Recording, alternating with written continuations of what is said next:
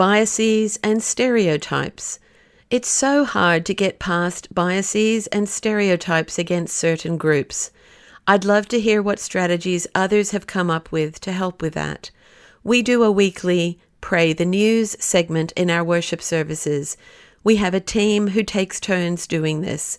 We seek God's direction as we discern what news item from any source to pray about, and then lead the congregation in a crafted and hopefully balanced and short prayer that aligns with God's heart for all people and is carefully worded, especially when navigating in treacherous waters.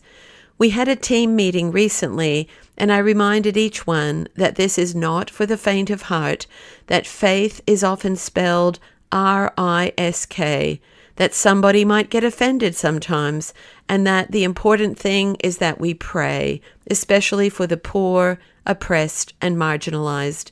For example, last time it was my turn, our state, Georgia, had just executed a convicted murderer, W.J.P.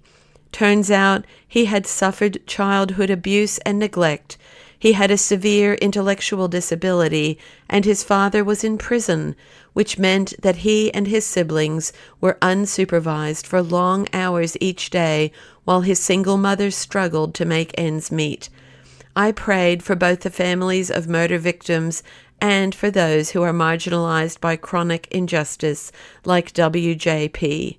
I know for sure we had people in the room on opposing sides when it comes to the death penalty. It wasn't about that. It was about praying God's heart for the suffering. I'm convinced that every time we pray for those we find it hard to pray for, our hearts get that little bit softened, and just like bergy bits breaking off an iceberg, our biases and stereotypes fall away bit by bit. And we will then be better able to be embraced by and embrace God and the other. Anyway, all this to say that we probably won't know all the ways in which our prayers are answered this side of heaven, but one thing's for sure, it changes all of our hearts to pray for others, especially when the others include real or perceived enemies. Of course, that varies from person to person.